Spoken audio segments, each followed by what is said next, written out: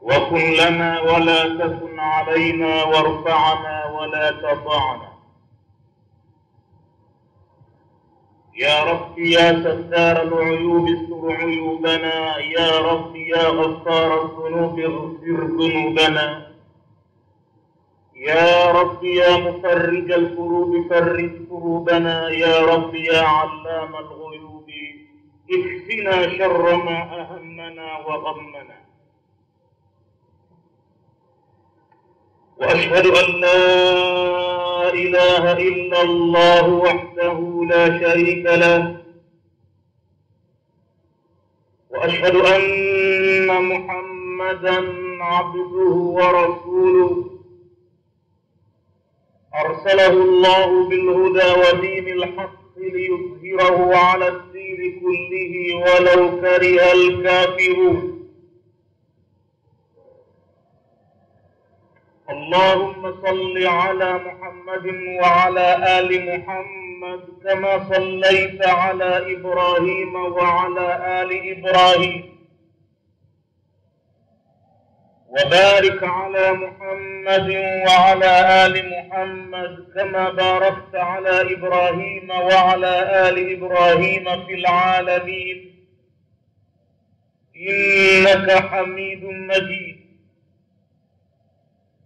أما بعد فإن أحسن الحديث كتاب الله وخير الهدي هدي محمد صلى الله عليه وسلم وشر الأمور محدثاتها وكل محدثة بدعة وكل بدعة ضلالة وكل ضلالة في النار. اللهم إنا نعوذ بك من عذاب النار بسعة رحمتك يا أرحم الراحمين. katika kitabu Riyadhus Salihin, alhamdulillah tumekwisha maliza milango 13.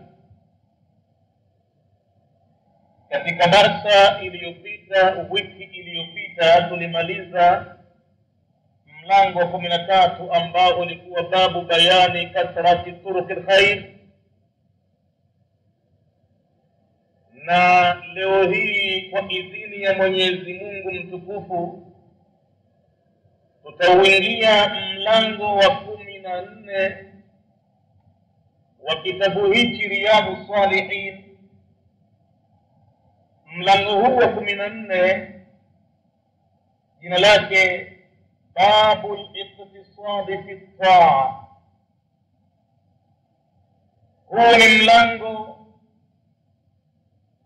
wa kupunguza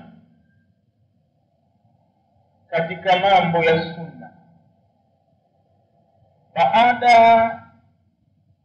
ya kumaliza mlango ambao kutuhimiza njia nyingi za kheri, basi kuna mlango maalum kazi yake huo kuwafanyia watu takhfif, hususan katika mambo ya sunna. Ama mambo ya fardhi hakuna kupunguzwa wala hakuna kuzidishwa. Fardhi lazima ifanywe vile Mwenyezi Mungu alivyoiamrisha. Ama katika mambo ya taa, yani tatawu, mambo ya sunna, haya mtu asije akayadhamia halafu akaja akafika pahala dini akaja akaiona ngumu, akaja akaiona nzito, na pengine kile kiwango cha imani hajafikia daraja za kukabili baadhi ya mambo ya ibada. Mambo ya ibada ya sunna kwa hakika yana kiwango maalum. Akifikia mtu kiwango maalum, kwa hakika anakuwa halaumiwi, kisha kuwa anajijua mnafanya nini.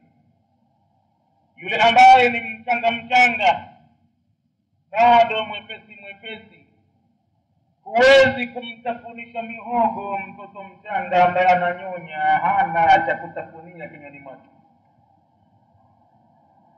Wakadhalika alhal katika mambo ya ibada, kuna wengine wanakuwa wachanga bado. Mambo ya ibada ya sunna inataka kidogo kidogo wapunguze wafanye kwa kiasi cha vile walivyo, au watajishtukia wamebeba mzigo mzito. Matokeo yake ni kwamba mtu atakuja kufurutuka katika ibada, aingie katika uovu katika hali ya kutisha sana. Kumbe matokeo yake, sababu iliyomfanyia vile ni kwamba aliyavamia mambo si kiasi chake. Basi katika mambo ya ibada, hususan mambo ya ibada ya sunna, kuna mlango maalum umewekwa, babul iktisadi fi taa, mlango wa kufanya kupunguza, yani kila mtu afanye kwa kile kiasi, bila ya kulazimisha mwili wake, bila ya kuilazimisha akili yake, bila ya kulazimisha macho yake, alimradi taa iende kwa kiasi cha mtu imani yake na kama kawaida yake. Al-Imam an-Nawawi rahimahullah, muandikaji wa kitabu hiki cha Riyadhus Salihin, kama kawaida yake Imam an-Nawawi kila mlango katika Riyadhus Salihin hutangulizia kwanza kifungulio chake kwa aya za Qur'ani al-Karim ambazo ni mnasaba na mlango ule, ili kutoa dalili kwamba ninayozungumza mimi nimeegemea kwenye aya ya Qur'ani kadha. Hadithi zitakazokuja zimekuwa zinakamatana na aya ya Qur'ani kadha. Basi na kadhalika katika mlango huu al-iktisadi fi taa ametanguliza aya 2-3 ili kuweka kama ni frame, kama ni dalili barabara ya kupitia kwenye hadithi hizo ni aya hizi za Qur'ani. Aya ya mwanzo aliyoifungulia katika babu al-iktisad fi taa anasema, qala Allah ta'ala, amesema Mwenyezi Mungu mtukufu kwenye Qur'ani al-Karim, a'udhu billahi minash shaitanir rajim, bismillahir rahmanir rahim, taha ما أنزلنا عليك القرآن لتشقى. طه ni harufu mbili, moja ni ta na moja ni ha. Kwa watoto wa chuoni wamezoea kuita te na moja he, lakini sio majina yake.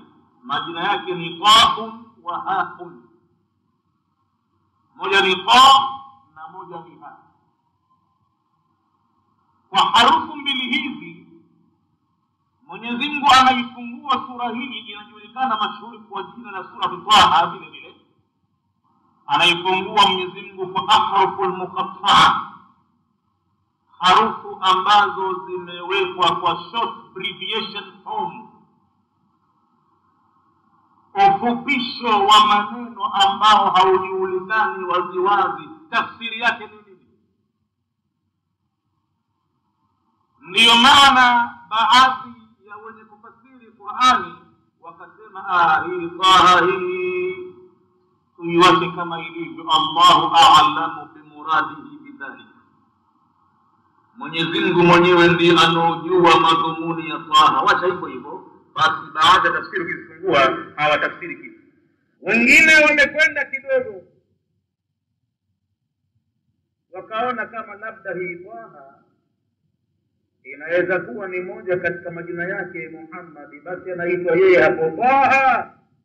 Ewe Taha, we ma anzalna alayka alqur'ana litashqa, sisi hatujateremsha hii Qur'ani juu yako ili uingie mashakani. Wakadhani hapa kwamba labda hii Taha hii isikuwa labda ni katika majina yake Muhammad. Ikiwa wamesibu au ikiwa wamekosea, Allahu a'lam, Mwenyezi Mungu anajua. Wengine wakazamia zaidi wakasema kwamba kila kitu kwenye Qur'ani kina maana yake, Mwenyezi Mungu hakiachi ovyo ovyo, hakuna jambo ambalo halitafsiri,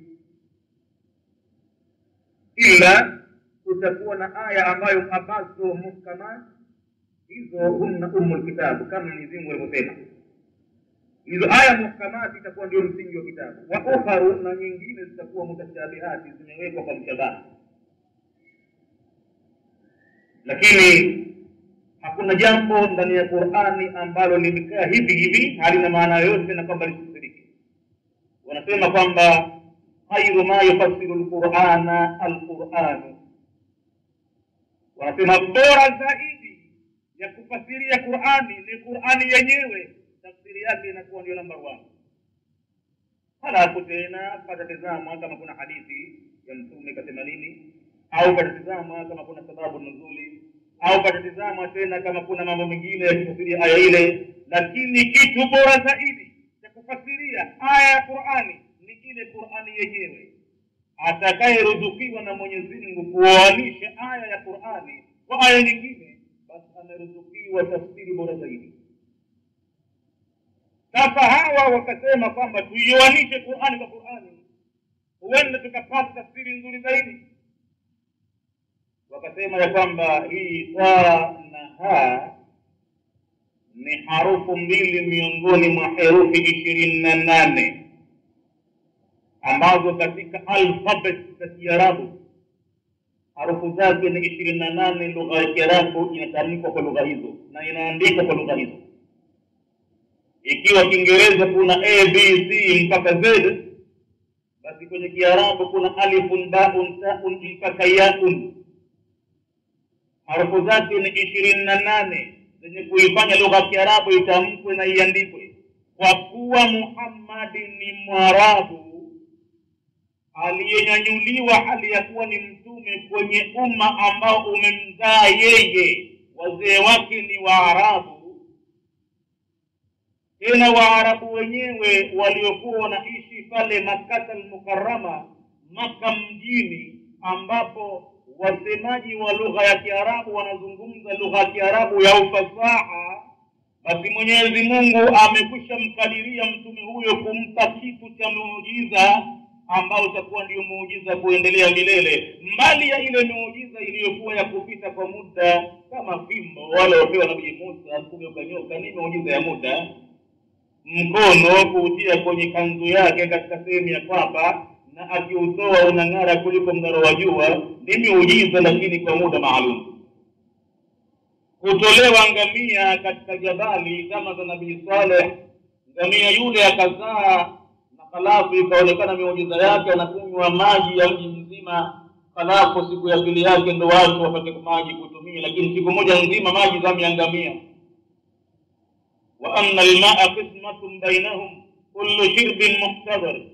Maji ya mji yamegawanywa zamu baina ya watu, kila mnywaji ana zamu yake ya kuhudhuria kwenye maji, siku moja ya ngamia na siku moja ya watu. Hiyo ni muujiza ya vitendo ambayo ilipita kwa muda maalum. Muujiza wa milele ambao unaendelea, haukatiki, haumaliziki, ni muujiza wa Qur'ani. Kwa kuwa ni muujiza wa milele, basi Mwenyezi Mungu hapa anatoa kiapo nafsi yake, na hapa kwa harufu ya ta na hapa kwa harufu ya ha. Maneno anayotamka Muhammad si maneno anayoweza kutamka kiumbe yoyote aliyeumbwa. Kiumbe yoyote maneno yake yatakuwa yako kwenye fikra, kwenye akili ambayo inagonga ukuta mwisho wake. Haiwezi kutambua jambo litakalotokezea baada ya miaka mitatu, wala haiwezi kujua baada ya karne moja mambo yatakuwaje, bali aliyoyatamka maneno hayo ikiwa zimetumika harufu ya ta na ha, basi ni mjuzi wa ghaibu yote. Na harufu ni ta na ha. Wakati mwingine Mwenyezi Mungu anaianza sura nyingine kwa hamim na hapa kwa ha na mim. Wakati mwingine anaanza sura nyingine kwa alif lam mim na hapa kwa harfu ya alif na lam na mim. Wakati mwingine Mwenyezi Mungu anaanza sura kwa kaf ha ya ain sad na hapa kwa harfu ya kafu na ha na ya na ain na sad. Wakati mwingine Mwenyezi Mungu anaanza sura kwa tasin na hapa kwa harfu ya ta na sin na mim. Na wakati mwingine Mwenyezi Mungu anaanza kwa namna mbalimbali, nun, wakati mwingine qaf, alimradi Mwenyezi Mungu ameanza kwa harfu muqatta katika sura nyingi kwenye Qur'an.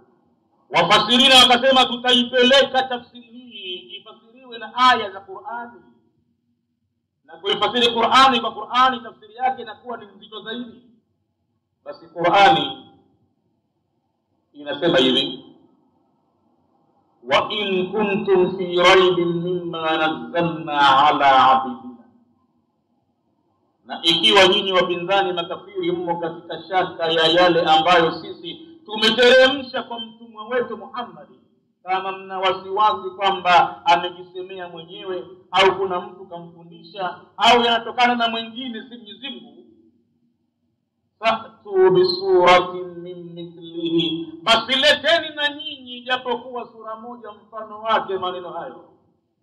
Na msipoweza, wad'u shuhadaakum min dunillahi, na muwaite mashahidi wenu wasaidizi wenu badala ya Mwenyezi Mungu. In kuntum sadiqina, ikiwa nyinyi mnaoyadai ni kweli kama Muhammad kayatamka mwenyewe maneno hayo na kama si Mwenyezi Mungu. Fa in lam tafalu, na ikiwa hamkuwahi kufanya jambo hilo huko nyuma, yani wazee wenu mababu kwa mababu kama hawakufanya hivyo, lam harfu nafyi wa jazm yufidu an-nafy fi al-waqt al-madi. Fa in lam taf'alu, ikiwa hamkuwahi kufanya jambo hilo huko mnakotoka nyuma. Walan harfu jazmin wa nafyin yufidu al-abadiyyi fi waqti al-mustaqbal. Kama hamkufanya zamani, mna challenge kwamba hamtofanya mpaka kiyama. Maneno kama hayo hawezi kuchallenge hivyo isipokuwa awe Mungu kweli, kwa sababu ategemee kwamba teknolojia, binadamu aliyemkaidi mshindani, wa kana insanu akthara shay'in jadala, amekuwa mwanadamu amekizidi kila kitu kwa ushindani. Akisikia kitu kama hicho atasema mimi ninaweza kushindana naye. Itakuwaje asiweze kuletwa maneno kama hayo? Mwenyezi Mungu anasema walan tafalu, na katu hamtaweza mpaka kiyama. Bora mtafute njia ya salama. Fattaqun nar allati waquduha an-nas, uogopeni moto ambao muwako wake umetayarishwa kuwakia watu. Wal hijara, na mawe unawaka kwa watu na mawe. Chuma kimeinjikwa, kinatokota, kinarindima, binadamu katoka mafuta, bichwa lake limedata. Mtizame baniani tu anamtia moto binadamu ndio. Kama wao kwenda mazikoni kwa baniani, wamechukua maiti ya mtu binadamu mwenzi wao, washamuweka pale ngazimia, washammiminia na kummiminia, halafu wamemwasha moto. Msikilize binadamu anapotokota, halafu bichwa linapodata, utafikiri mzinga umepigwa. Na lazima waende mbio watu. Binadamu kadata kichwa maiti yake, kumbe binadamu anawaka vibaya sana. Na huo moto mwako wake utakuwa unawakia binadamu na mawe.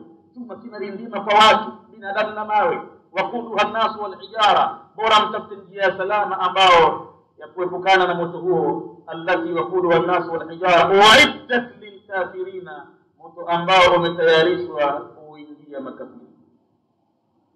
Hapa kwenye aya hii Mwenyezi Mungu amepinzana na wapinzani wote kwa kuwataka kwamba walete sura japo moja. Yeye kamteremshia wahi Muhammad kwa sura 114. Watu kama wanapingana sema na Mwenyezi Mungu, hebu na wajaribu kuleta sura mfano wa Qur'ani. Lakini maana ya mfano wa Qur'ani iwe kila aya ni muujiza, kila neno ni muujiza, kila harfu ni muujiza. Haikai fatha isipokuwa imekaa kimeujiza, haikai dhamma isipokuwa imekaa kimeujiza, haikai alifu isipokuwa ni muujiza, haikuja aini isipokuwa ni muujiza.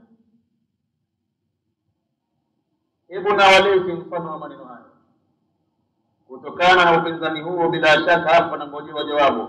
Na kwa namna walivyo binadamu kutaka kuifanyia fujo Qur'ani iwe si lolote si chochote, basi wako tayari wakati wote ule walipuke na maneno kuonyesha kwamba yoyote mwingine ameweza kusema maneno.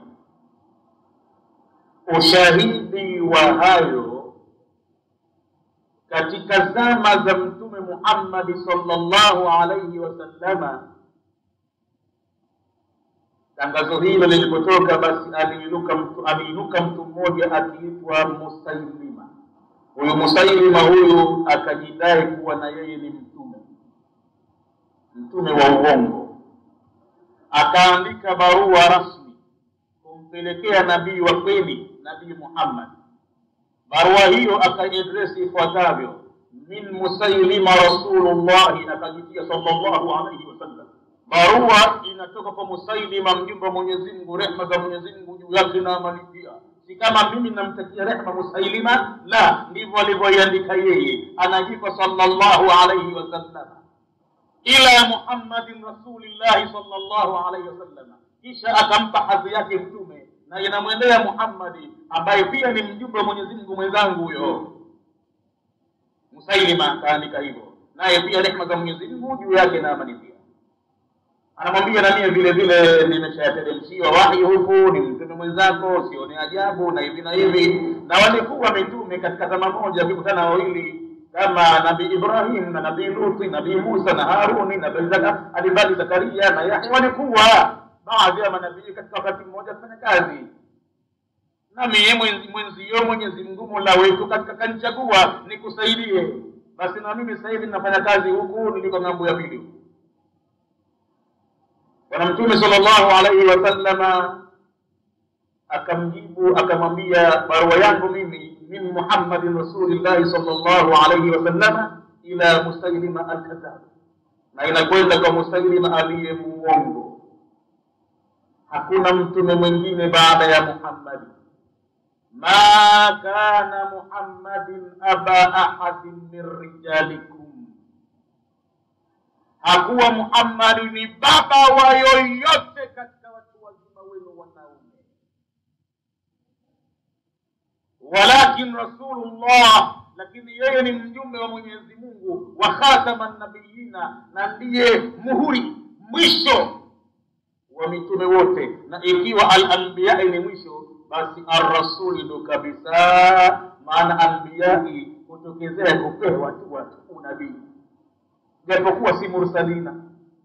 Manabii wanainuliwa watu na hubiri dini tu, japokuwa si mursalina. Usaidia anbiya ni wengi kuliko mursalina. Ukifungwa mlango kwa anbiya, ina maana kwenye mursalina ndo kabisa hauko.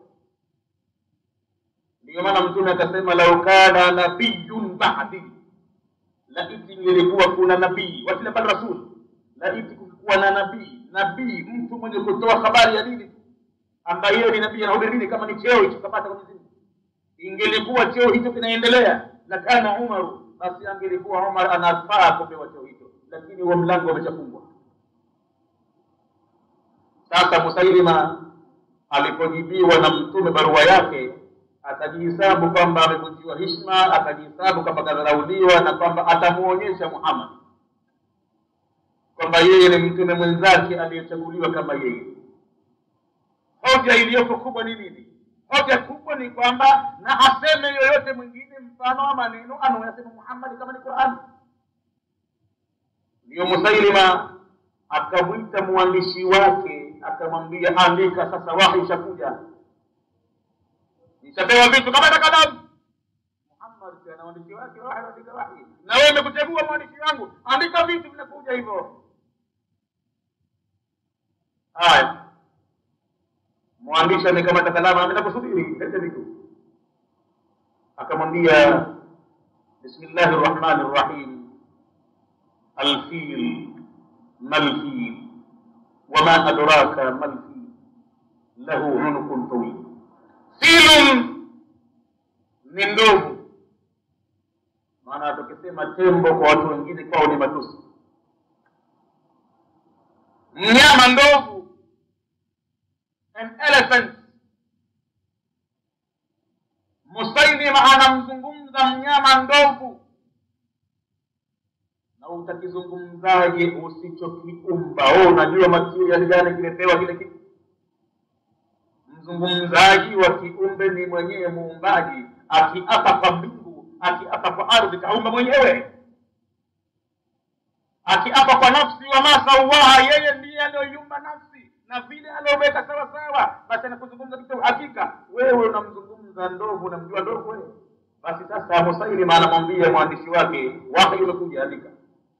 Kiigizo chake ametizama kwenye Qur'ani, kwenye suratul Qari'ah. Al-Qari'ah, mal-Qari'ah, wama adraka mal-Qari'ah, yawma yakunu an-nasu kal-farashi al-mabthut. Katizama sura zote zimemshinda kuweka kitu ambacho mnasaba. Akaona hii Al-Qari'ah kidogo inaniwezesha mimi kuleta mashairi yangu tukafanana. Kule kwenye Al-Qari'ah kuna vimondo. Mwenyezi Mungu anasema Al-Qari'ah, na hapa kwa tukio la kutisha la kiyama. Mal Qari'ah, nini wewe unafahamu kuhusu hilo tukio la kudundisha nyoyo? Wama adraka, na nini hasa kimekujulisha hata ukatambua mal Qari'ah ni nini tokeo la kutia hofu? Nitakwambia kama ungepata kuambiwa, yauma yakunu nasu, siku watakayokuwa watu kalfarashi mabthuthi, kama vipepeo waliotawanywa, kama vipepeo wale. Watakunu aljibalu, na yatakuwa majabali kal'ihni almanfus, kama pamba iliyochambuliwa au kama sufi ambayo imetolewa kopa. Hicho ndio kiyama. Hilo tokeo likitokezea, watu watatafuta pa kukimbilia. Yakulu insanu yawma idhin aina al-mafar, atasema mwanadamu siku hiyo wapi makimbilio? Sasa tuje kwa Musailima. Hapa Mwenyezi Mungu tumeona wahi ulivyo. Yeye anasema alfilu, mimi ninaapa kwa ndovu. Malfilu, kitu gani kimekujulisha na mjuaje ndovu? Wama adraka malfilu, na nini kimekutambulisha wewe mja mpaka kumjua na ndovu? Nitakwambia ndovu bwana, ukisikia ndovu lahu unukun tawilu, ana shingo ndefu. Yeye katika mnyama mwenye shingo hapo hapo, kichwa hapo hapo, mgongo hapo hapo, hakuna kama yeye. Binafsi ya ile utamka kwamba labda ana mkonga mrefu, angesema lahu khurtumun tawilun, kidogo angebabaisha watu. Baada kusema nini kuhusu ndovu, ana faida gani? Lakini lahu unukun tawil. Yule mwandishi wa wahi anasubiri sura kumalizika, anamwambia hapa kwanza wahi nimepewa mpaka hapo, labda siku nyingine nitapewa malizo. Hata Muhammad alisema kwa kidogo kidogo bwana. Sikaambiwa kwanza iqra bismi rabbikal ladhi khalaqa khalaqal insana min 'alaq, iqra wa rabbukal akram alladhi 'allama bil qalam 'allama al insana ma lam ya'lam. Sikapewa mpaka hapo kwanza, halafu ikakaa siku ayyam. Usifanye haraka na mimi kuja nyingine, tulia. Sura kwanza mpaka hapo ifika. Hata katika siku nyingine akamwambia naam, chuma kingine kimekuja leo hicho. Wabru ya wabaru, innama anta udhunani wa sabri wa sa'iruka haqqun wa faqru. Alwabaru Kiarabu sahihi mpaka kwenye kamusi dictionary, wabru ni manyoya, lakini yeye ametaka kwamba wabru pale awe ni mnyama, ngamia, awe ni nyumbu ngamia. Tuchukulie kama ametaka yeye huyo ngamia, tuchukulie kwamba wabru ni ngamia, lakini wabru ni manyoya. Anasema ya wabru, ngamia wangu wewe, innama anta udhunani wa sadri, wewe una masikio mawili ya kupendeza na kifua chako vile vile cha kupendeza, lakini ngamia wewe ni ajabu. Wasairuka, mwili wako mzima uliobakia, hakrun wa fakrun, unadhalilisha, unakuwa mbaya, lakini kifua na masikio. Mwandishi wa Musailima anamwambia wahi umekatika hapo. Naam, hapa ndo mwisho wake, tungojee hii sura hii itamaliza siku nyingine. Yule mwandishi akaambia, unajua Musailima, hapa itabidi nikwambie kweli, na kuheshimu sana Musailima, lakini hapa itabidi nikwambie kweli, kwa wahi kama huu mwenzangu wewe hatumpati yoyote kumvuta kutambua sisi kama wewe ni mtume. Wallahi tadhirika Musailima. Bila shaka Musailima, umeshanitambua mimi kwamba ninakuona muongo. Si kama unadhania kama mimi sikujui. Ushanitambua kwamba mimi sikuamini kuwa ni mtume, ninakuambia kwamba ni mtume. Lakini Musailima, ninakwambiaje, tuendelee na ukafiri wetu. Ni afadhali Qur'ani yako hii mimi kanibuni sana Muhammad, nitaendelea kukusupport Musailima mpaka dakika mwisho, huku nitakujua kama muongo. Twende. Mwenyezi Mungu anasema qul la in ijtama'atil insu wal jinnu ala an ya'tu bimithli hadha al-Qur'ani la ya'tuna bimithlihi walau kana ba'duhum li ba'din dhahira. Another challenge. Maneno mengine hayo ya kutoa pinzani. Qul Muhammad toa tangazo dunia nzima. Si kama unazungumza na Makuraishi peke yao Waarabu, unazungumza na Marekani na Machina na Warusi, dunia nzima ila an takuma saa. Waambie hivi, lakini jitamaatil insu wal jinnu, na hapa mimi laiti kama walikusanyika binadamu na majini ala an ya'tu bimithli hadha alqur'ani, wamekusanyika pale kwa jambo gani? Juu ya kwamba walete mfano wa kisomo hiki cha Qur'ani hivi kilivyo. Na waambiaje? La ya'tuna bimithlihi, hawataweza kuleta mfano wa kisomo kama hiki walau kana ba'dhuhum, hata kama imekuwa baadhi ya majini li baadhi, kwa baadhi ya binadamu dhahira, wawe ni wasaidizi wanasaidiana, pana ilmu pale ya kijini na pana ilmu ya binadamu kwa pamoja. Na Mwenyezi Mungu amewapa ilmu binadamu wewe, na Mwenyezi Mungu amewapa ilmu majini kwa kiasi chao. Nabii Suleimani alayhi salamu wakati alipotoa tangazo kwa wale aliyowamiliki yeye ni mfalme na wakati huo ni mtume, aliposema ya kwamba man ya'tini bi'arshiha, nani anaweza kuniletea kiti cha enzi cha Malkia Balqis wa Saba'in, the queen of Sheba, kabla an ya'tuni muslimin, kabla hawajanijia kwamba wao ni wanyenyekevu. Nataka kwanza huyu malkia nimuonyeshe makarama, akija hapa akute kiti chake kiko hapa mbele yangu, kimekuja mwanzo na vipi kimekuja, aone maajabu yangu. Nani anaweza kuniletea kiti kile? Basi aliinuka pale, qala ifritun min aljinni,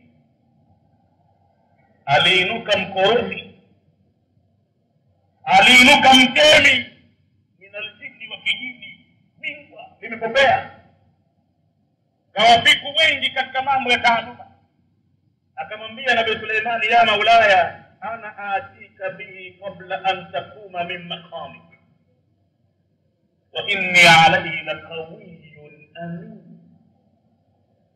mimi bwana mkubwa nitakuletea kiti cha enzi cha Balqis, the queen of Sheba, kabla hujaondoka hapo ulipokaa sasa hivi unahukumia watu kesi. Hapo ulipo juu ya kiti utonyanyuka, utakikuta kiti cha Malkia wa Sheba kiko mbele yako, na mimi kwa kukuletea hizo saa hizi kabla kuondoka hapo, la kawiyun, ni mwenye nguvu, amin, tena muaminifu sana.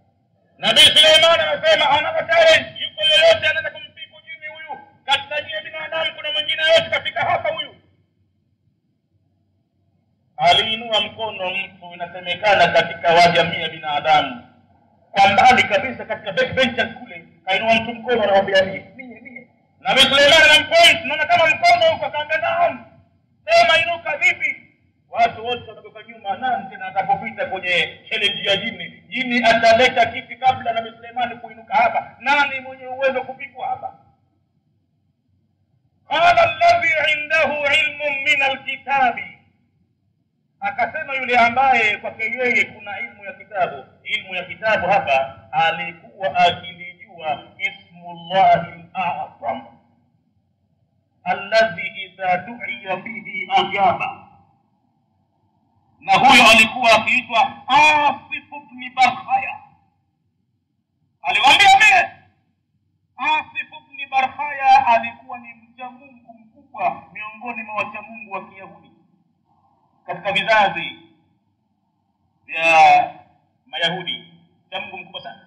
Kazama dini, alikuwa akihifadhi sana majina ya Mwenyezi Mungu, na Mwenyezi Mungu amesema hata kwetu sisi kwenye Qur'ani, walillahi asmaul husna fad'uuhu biha, na Mwenyezi Mungu ana majina yake mazuri mno. Kila haja yako ulionayo imefungwa kwenye jina moja wapo miongoni mwa majina ya Mwenyezi Mungu. Kama utasaddiq unapoomba dua zako, utumie jina miongoni mwa majina ya Mwenyezi Mungu, haja yako pale pale, kun fayakun. Utawahi kuondoka hata kwenye sijda, jawabu inakuja, wewe umesujudu, ile unamaliza kusema maneno tayari panajibiwa kitu. Asif ibn Barkhaya akamwambia Nabii Suleiman, ana atika bihi kabla an yartadda ilaika tarfak, mimi ninaweza nikakuletea kiti cha Balqis malkia wa Sabai kabla hujakefya mkefyo wa jicho lako. Binadamu si anapepesa jicho kwa dakika moja, mara chungu nzima linakwenda likirudi. Sasa namwambia, utopeleka jicho, kama ulipeleka juu basi haliji chini na utakiona kitu kiko mbele yako. Nabii Suleiman ile anamaliza Suleiman kutamka maneno yale, anakikuta kitu kiko mbele yake. Subhana man la yaghfal wala yanam, subhana alladhi biyadihi malakutu kulli shay'in. Ametakasika aliyokuwa hafidiki wala halali, ametakasika ambaye kwenye mikono yake ndio kuna ufalme wa kila kitu. Alijua kutumia ismullah al-azam. Pale Nabii Suleiman anazungumza na jini na jini ajibu vile, basi kuna mcha Mungu mmoja Asif ibn Barkhaya alikuwa pale akilio na Mwenyezi Mungu pale, na akitumia majina, kisha kwa ilham kwamba hapa majini wanataka kujitapa hapa, na lazima nyinyi muwaojeje kwamba nyinyi ni beta zaidi katika ilmu kuliko majini. Kisha pata ilham zamani Asif, na pengine tokea usiku haujacha, usingizini wameshamjia malaika, washamuonesha ruya Nabii Suleiman kesho atataka kitu kaza kaza kaza kaza kaza kaza kaza, atainuka jini mmoja mkorofi atasema kitu kaza kaza kaza kaza kaza, msishindwe. Asif ibn Barkhaya, inua mkono mwambie Nabii Suleiman kwamba mimi nitafanya hivyo. Tena umwambie kabla hajakeka jicho lake. Naam, Nabii Suleiman, Mwenyezi Mungu anasema, falamma raahu mustaqirran indahu, alipokiona kiti kile kimetulia mbele yake Suleimani, qala, alisema, hadha min fadli rabbi. Haya ndo makarama leo. Hii ni katika fadhila ya Mola wangu, na mimi kunipa mamlaka alionipa. Ninaweza kusikia lugha ya mpaka ya namli, ninaweza kusafiri kwa upepo. Mimi ninawatumia majini wanazama baharini mbizi, wanamletea jauhari, almasi, kitu gani? Majini ninawapa amri, wanatii, hali ya kuwa mimi ni binadamu dhaifu. Hadha min fadli rabbi. Hapa Mwenyezi Mungu kataka kunipima, nionyeshe kumbe katika waja wa Mwenyezi Mungu wapo watu wana ilmu na ucha Mungu wa kuweza kufanya kama hivi. Ama kwa hakika alionipa Mwenyezi Mungu mimi liyabiluwani, ili anijaribu mimi, aashkuru am akfur, nitashukuru neema za Mwenyezi Mungu au nitazikufuru. Wa man shakara fa innama yashkuru li nafsi, na mwenye kushukuru huwa anashukuru kwa ajili ya faida ya nafsi yake. Wa man kafara, na mwenye kukufuru akishukuru, fa inna Allaha la ghaniyyun hamid, hakika Mwenyezi Mungu ni mkwasi, hahitaji kushukuriwa. Ana viumbe wengi kumshukuru, hata kama watakataa dunia nzima. In takfuru antum wa man fil ardi jami'an fa inna Allaha la ghaniyyun hamid, hata kama mtakataa nyote. Sasa pale ikabainika ya kwamba binadamu ana ilmu kubwa sana. Asikidharau binadamu, asikidhalilisha kama ogopa jini. Jini hana kitu, ukomo wake pale ni kuleta kiti cha Balqis kabla Suleiman hajaondoka kwenye kiti. Lakini binadamu kwa kutumia ismullahi al-azam, na Mwenyezi Mungu asingeashiria kwenye Qur'ani akasema ana majina mazuri, halafu akatoa amri fadhuhu biha, basi muombeni kwa majina hayo, mtazame mambo yanavyokuwa. Huko kwenye Qur'ani sasa inakuja challenge, laiti wangekusanyika majini na binadamu wailete Qur'ani mfano wa Qur'ani hii, la yaatuna bimithlihi, hawataweza kuleta mfano wa Qur'ani hii. Tizama ilmu ya binadamu ilivyo na tizama ya jini ilivyo, halafu zikae pamoja ilmu hizo, hawataweza kuleta kitu kama hicho. Muislamu utafahamu sasa hichi kitabu ulichonacho ni kitabu cha aina gani? ni maneno ya nani? Je, utakubali wewe ufika kaburini hujakijua kitabu hiki chote maana yake? Utakubali kitabu hiki kuna aya zinakuita kuzisoma mpaka leo? Unafahamu ni maneno ya nani haya? Unafahamu ni utukufu gani huu? Mwenyezi Mungu anapingana na viumbe vyake, majini, binadamu hawawezi kuleta mfano maneno haya. Je, Muislamu utafahamu haya ni maneno ya namna gani? Unajua kama Mwenyezi Mungu ametoa tangazo akasema ahlul Qur'ani hum ahlullahi wa khassatihi. Unajua kama watu wanaoshughulika na Qur'ani, kuihifadhi, kuisoma, kuifasiri, kuitangaza, kuipata, unajua kama hao ni watu wa Mungu. Kajipa mwenyewe, viumbe vyote ni vyake, lakini hawa ni special.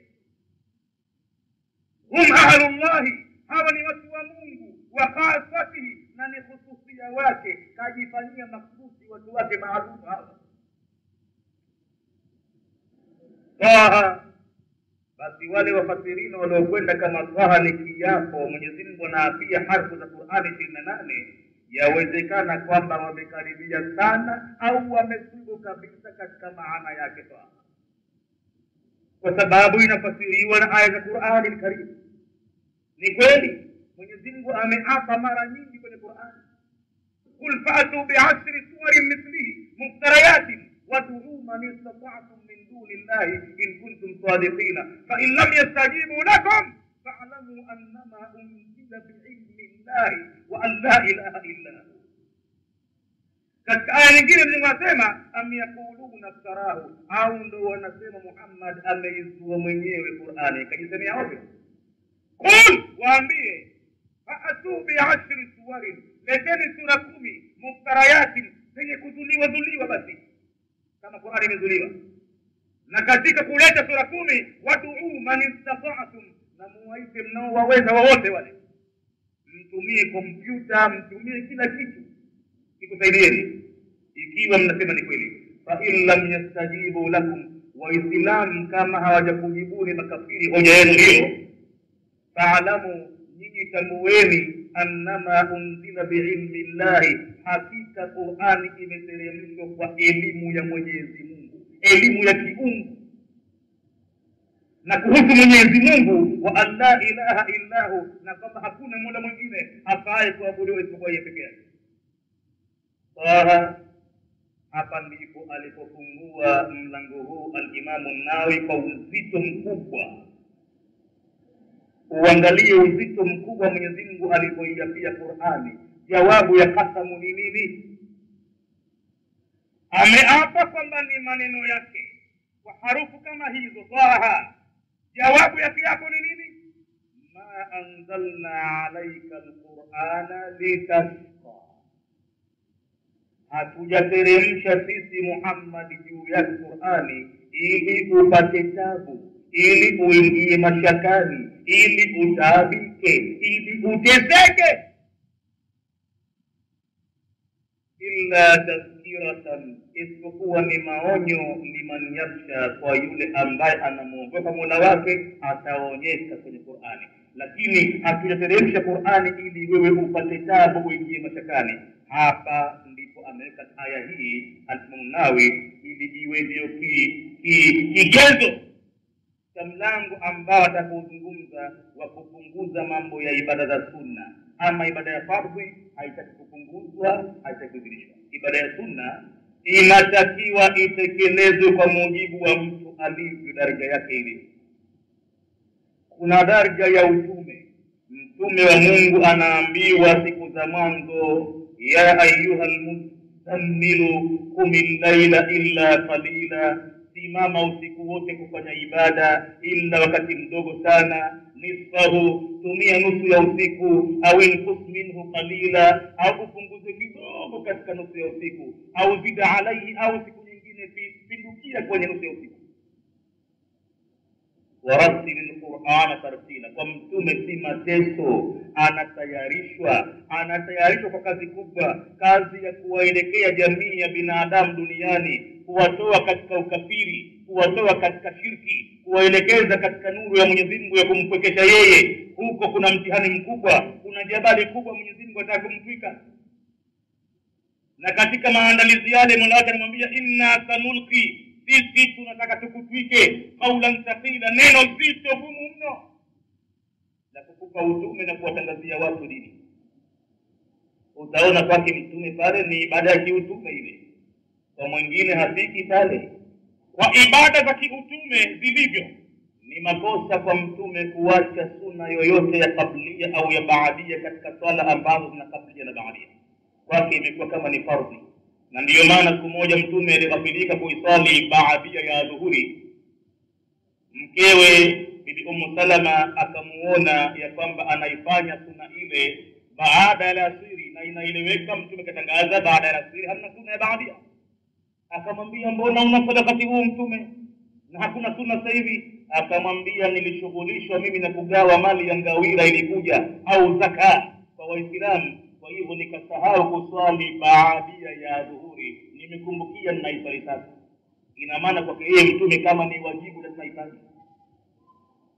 Yule mkewe mtume akamuuliza na sisi vile vile hapa nakzihi ma idha fatana, tuzilipe hizo sunna zikitupita? Mtume akasema la, hii ni kuhusia kwangu mimi. Ina maana kwa watu wengine ibada ya sunna zitakuwa tofauti kidogo, lakini inategemea daraja ya mtu ilivyo. Na ikiwa ni mwanagenzi anaanza mambo, asije akazamia kuinuka usiku wa manane mwingi na akataka kutumia saa nyingi kwa ibada. Ikiwa ndo kwanza aanze pole pole kidogo, na itakuwa ni bora aanze pale baada ya kumaliza Aisha pale, basi bora aanze pale witri zake pale akasha akalala ya kumziki kidogo, mambo yanakwenda mpaka moyo unaingia nuru, dini inachangamka barabara, ibada zinakuwa ni kwake zamfurahisha sasa, hazina mateso yoyote. Kidogo sasa ataanza kuinuka saa 6 usiku, 7 usiku, na ataswali rakaa kidogo 3 tu kwanza. Kwa muda wa siku ayyam anakwenda na 3 tu, halafu anakwenda 5 kidogo, halafu 7, halafu anakwenda 9, na pengine 11 anafika, lakini kidogo shay'an fa shay'an. Asikurupuke akataka kujifanyia mambo kama anaofanya watu. Matokeo yake halafu atakuja kuidhania dini ndio ilomsababisha kupata athari ya mental case. Maana mambo aliyofanya si kiasi chake, kwa sababu usiku wa manane una mambo makubwa, hususan anapofanya ibada mtu peke yake. Pale anakuwa si peke yake. Mtume anasema hasimami mtu katika sala ila grupu la malaika liko kuliani na grupu liko kwa ajili yake yeye. Na pale huwa hawawi malaika peke yao, mpaka majini waliokuwa wema hawastahamili kwa kiraa ile, utaka waje pale na wanaitana ansitu, hebu nyamazeni, hii Qur'an tayari inasoma hapa. Kuna maswahaba Qur'an wakisoma malaika wanashuka kutoka mbinguni wanashuka ardhini, na pale ardhini wanaonekana wanyama wanataharaki, upepo umekuwa mkubwa, wanyama wataharaki, kumbe wametoka malaika, na malaika anakija.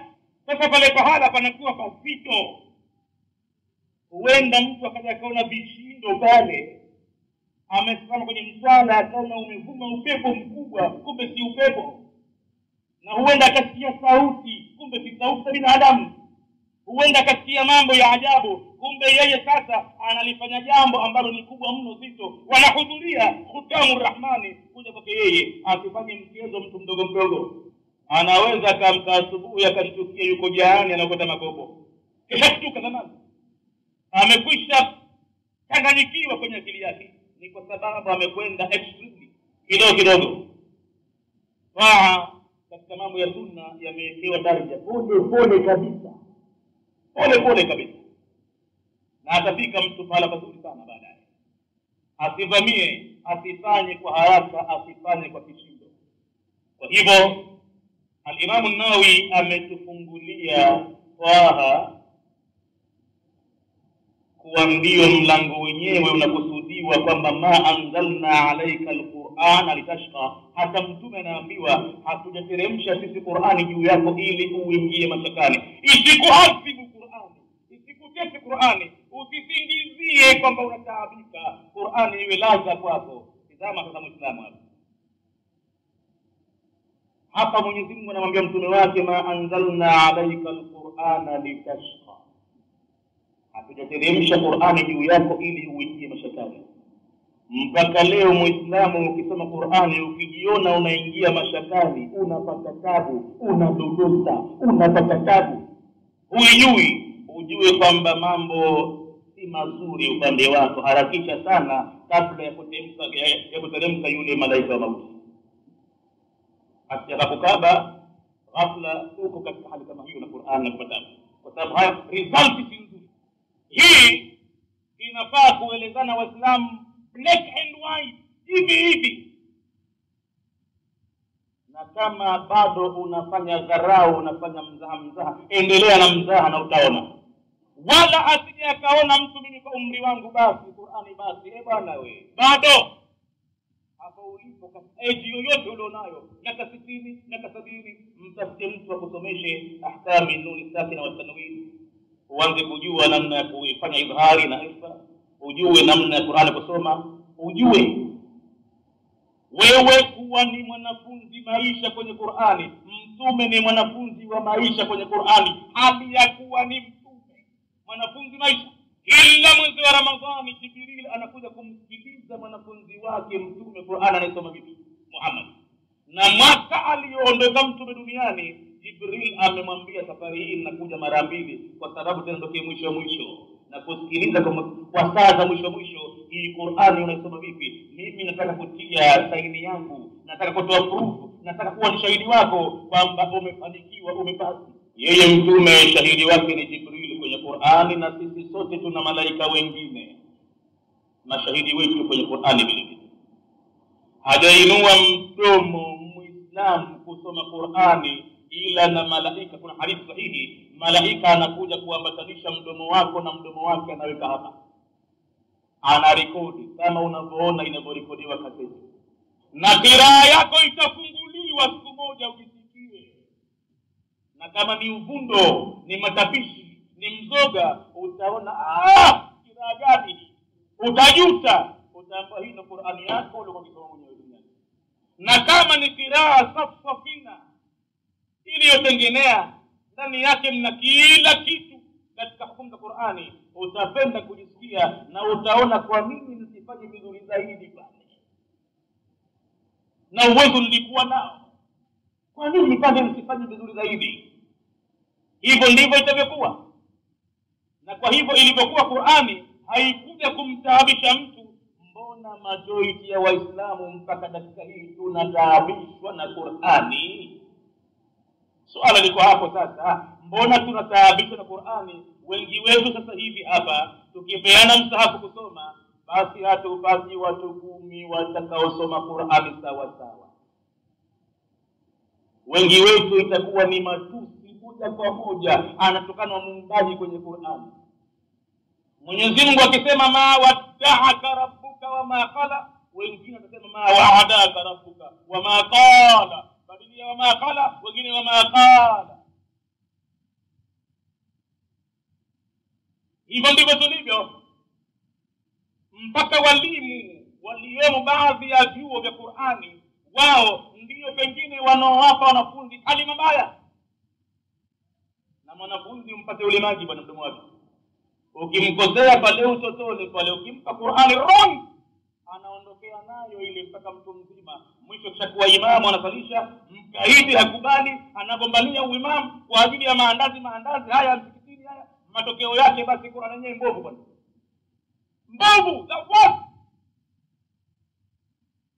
Atasoma araaita alladhi yukadhibu bid-din fadhalika alladhi yad'u al-yatim. Majority kama yad'u al-yatim, na pale yad'u kusukuma na sio kuita. Ukisema yad'u ina maana kuita, pale na kwa wrong tafsiri. Alimradi mifano kama hiyo kwenye Qur'ani imo mingi mno ya ajabu. Je, ikiwa Qur'ani Mwenyezi Mungu anasema hatujateremsha Qur'ani juu yako mja, ikiwa si Muhammad basi ni mja wewe, litashqa, ili uingie mashakani. Mbona mpaka sasa hivi umo mashakani, hujaijua Qur'ani kusoma vizuri mpaka sasa hivi? Kijasho kitamtoka mtu anapapatika aya moja tu, hapa kitu kabisa. Aya moja Muislamu hajapata bado kabisa, habari sura aya moja bado hajaenda, ana makosa 11 katika aya moja. ikiwa bado Qur'ani mtu inamtesa, yuko katika mashaka, basi matokeo kwa hakika si mazuri. Mtu ajirekebishe, ajiandae na atiinia kwamba mimi nisife isipokuwa kitabu cha Mungu kimeteremshwa kwa ajili yangu nikijue. Tena kwa upande wa pili, wala asivunjike moyo kwamba nitaijua mimi, hii utaijua na thawabu zako zinakwenda nyingi sana. Mtume anasema alladhi yaqra'u alqur'ana wa huwa yatata'u fihi falahu ajrani. Ili kumpa moyo, lakini sio kama abakie pale pale aone mtume kanambia bwana mimi namkujia mara mbili. La, hapo sio kwamba ni kikomo ka hivyo hivyo. Anakupa moyo ili uanze kuwa msomaji, uendelee, usifike hapo hapo kaka hapo hapo. Yule anaosoma Qur'ani na huko anadodota, anapata tabu, lakini yumo kwenye himma, hakubali, anashindana, anasema kitoto kile cha juzi kimeshapishwa, kinasalisha tarawih leo na mimi niko hapa miaka chungu nzima.